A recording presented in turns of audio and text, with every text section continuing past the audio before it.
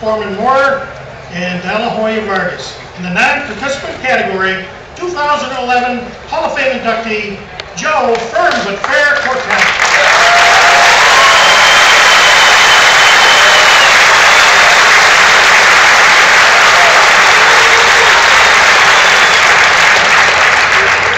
Thank you.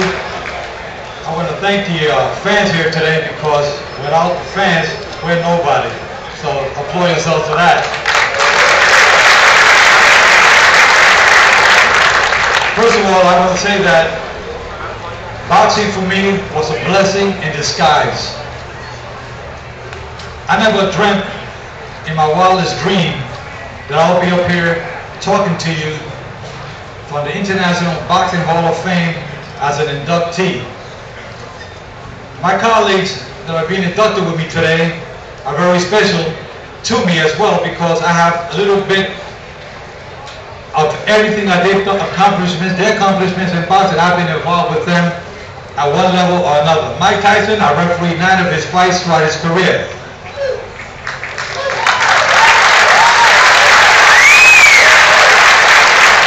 I met Mike when he was about 13 years old. Was an inspiring boxer coming up from New York like myself, and I'm very proud to know that today Mike Tyson will be inducted as well, because Mike is very, very well deserving of this award.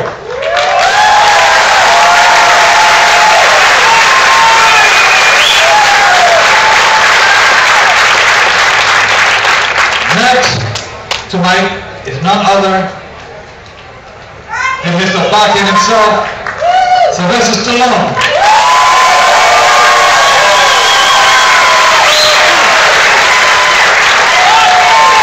Let me tell you a little story about Sylvester. I was refereeing one fight one night in Las Vegas, and I got a tap on the shoulder.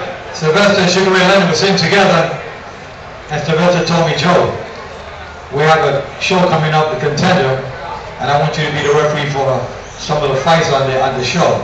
And I got to referee the first championship fight of the Contender series, so thanks a lot for that. About 6 months go by, I get another tap on the shoulder, Sylvester again. I look back, he said, "Joe, I'm doing a movie, Rocky Balboa.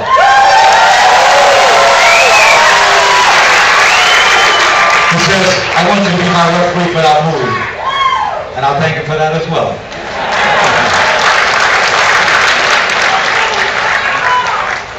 Julio Cesar Chavez.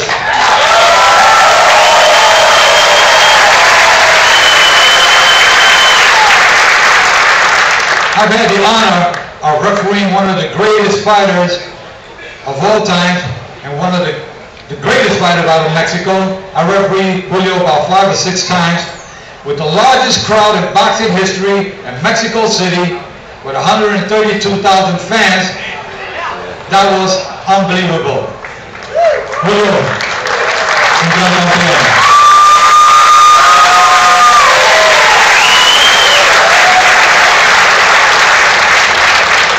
And I'll go to my right here, one of the other participants in my career, none other than the great Casu.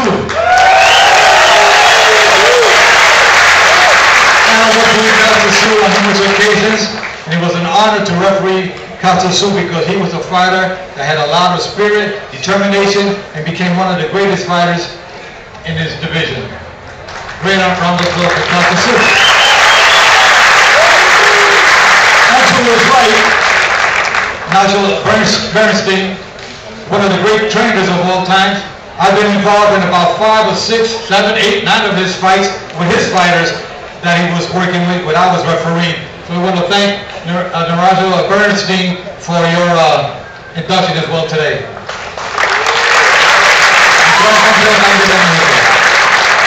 And I also want to say that boxing was not something that I wanted to do at the beginning of my career. My mother, Inocencia, who's 98 years old today, and living in Tampa.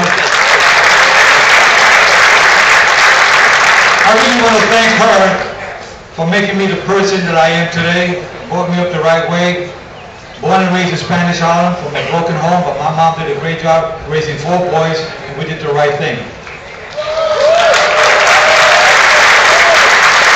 As I was growing up, there was a fighter that moved to my neighborhood by the name of Gaspar Indian Ortega.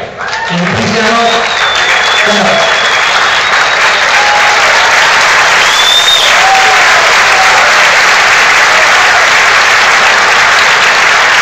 Gaspar Ortega is the person responsible for me being where I am today, where I'm at today, because Gaspar started me out when I was 12 years old, took me under his wing, took care of me along with his beautiful wife, Ida, and basically raised me.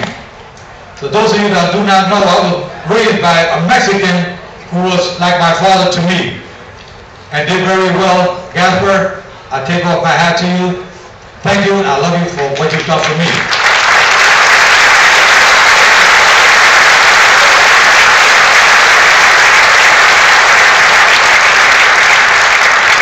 The gentleman that really planted the seed in my head by becoming a referee, he's not here with us today.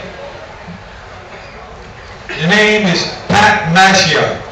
Pat Mashier was a policeman in New York City, and I started refereeing some fights because he's the one that said, Joe, we need a Hispanic referee in New York City.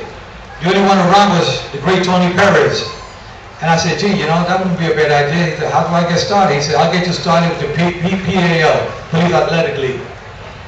And I got my start at the Police Athletic League. One night there was some fights, Golden Glove bouts in New York City, and there was 27 bouts. There was a big snowstorm. All the fighters showed up because they wanted to when they got there by subway, by bus, whatever it was. No referees were available that night, only myself. And you know who got stuck doing 27 fights that night? You got that right. It wasn't easy, but I accomplished that. And that's when the New York State Athletic Commission recognized my skills in the ring, and I've only been refereeing 6 months. And he said, Joe, Frank Morris from the New York State Athletic Commission wants to see you. He wants to talk with you. I went up to the New York State Athletic Commission. He said, Joe, watching you with your skills in the ring, don't waste your time in the amateurs. We need you in the pros. So I became a professional referee back in 1977 in New York City. My dream was to do one world title fight. One, just one. Great Aaron Pryor was here with us today, along with Miguel Montilla. Aaron Pryor right here. That was an honor for me. I also want to say that my family is here today, and they're very special to me. My family has supported me through all these years as a referee, with all the hard times, because there's a lot of graduations, parties, and birthdays, and you name it. I was not able to attend because of the sacrifices we make as referees. And people don't realize this is a tough sport. You have to be very committed. And as I tell my referees around the world, if you want to be a referee, 2 things is you got to be very dedicated, devoted, but at the same token, have compassion for the fighters. I treat the fighters like if they're my sons when I'm in that ring. I'm there to protect them. I don't want fighters to take unnecessary punishment, and I'm there to make sure they can come back another day. One of my colleagues here tonight, inductee 2010, the great Larry Hazard. You please stand up.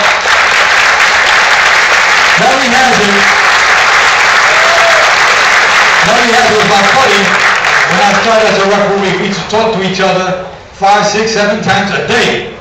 Larry Hazard was a principal at the high school in Newark, and we used to create different scenarios to see how we could become better referees. We left no stones unturned when it came to refereeing. We tried to do the best we could to be better. We always try to raise the bar. We're very neutral as officials. Those who know me know that I'm fair but I'm firm. Larry, I told Larry one day, Larry, if I could just do one world championship fight, that would be my dream. And today, it's been many championship fights. And Larry, I want to thank you because Larry not only has been a brother to me, as a buddy in boxing throughout my last 35 years, but we're also going to create a foundation where we're going to educate referees, judges, timekeepers, doctors around the world with the international boxing ring officials. Hopefully that'll get started by next year, so we're looking forward to that for the betterment of the sport.